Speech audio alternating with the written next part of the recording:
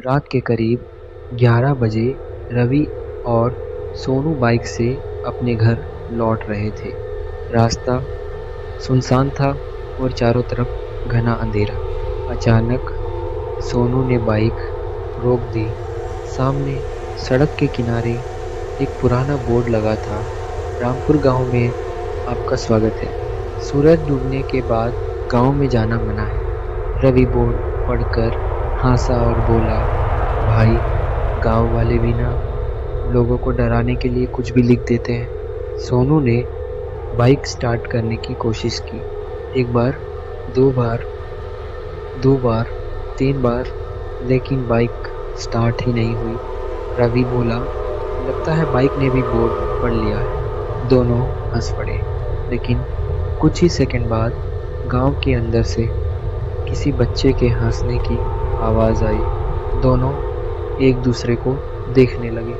सोनू ने धीरे से पूछा, भाई, गांव में बच्चे हैं? रवि बोला, पता नहीं, लेकिन अगर बच्चा है तो ठीक है। सोनू, क्यों? रवि, क्योंकि अगर बच्चा नहीं है तो फिर हंस कौन रहा है? अब दोनों की हंसी गायब हो चुकी थी। मजबूरी में दोनों पैदल गांव के अंदर चले गए। गांव बिल्कुल सुनसान था। हर घर का दरवाजा खुला था, लेकिन अंदर कोई दिखाई नहीं दे रहा था। तभी एक पुराने घर के बाहर उन्हें एक बूढ़ा आदमी दिखाई दिया।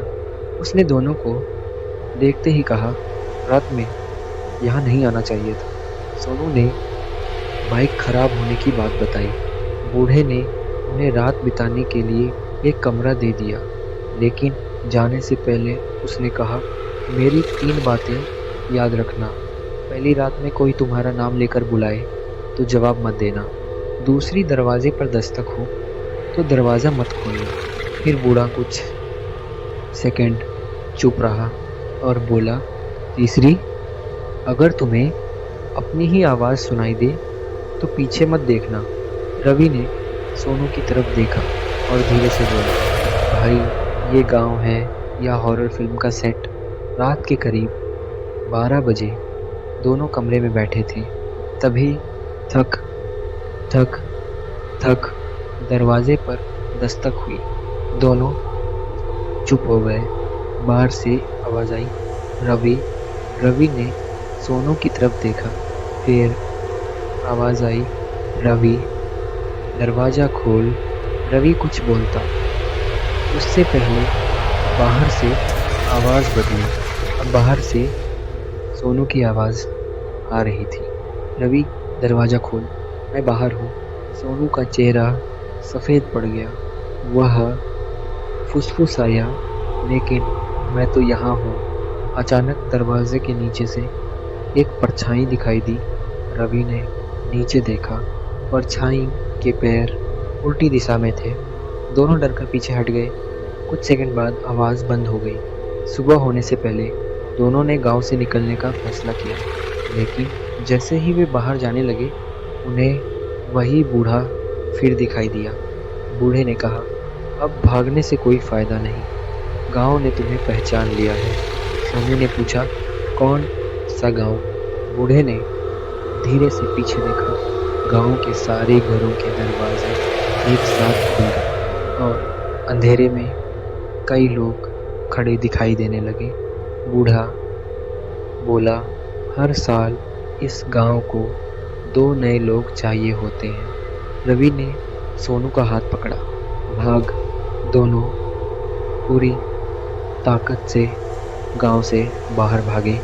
किसी तरह बाइक तक पहुंचे। सोनू ने बाइक स्टार्ट की और दोनों वहां से निकल गए। कुछ दूर जाने के बाद सोनू ने राहत की सांस ली। बच गए भाई। रवि ने कुछ नहीं कहा। वह लगातार बाइक के शीशे में देख रहा था। सोनू ने पूछा, क्या हुआ? रवि ने कांपते हुए कहा, पीछे कोई बैठा है। सोनू ने पीछे देखने की कोशिश की। रवि चिल्लाया, पीछे मत देख, लेकिन तब तक देर हो चुकी थी। शीशे में एक आदमी दिखाई दे रहा था, वही आदमी जो गांव में उनके कमरे के बाहर खड़ा था।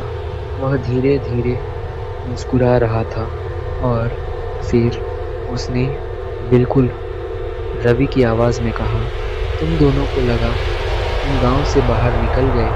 रवि और सोनू के चेहरे डर से जम गए। पार्ट 2 में वो तीसरा आदमी कौन था और गांव से निकलने के बाद भी वो दोनों के साथ कैसे आ गया।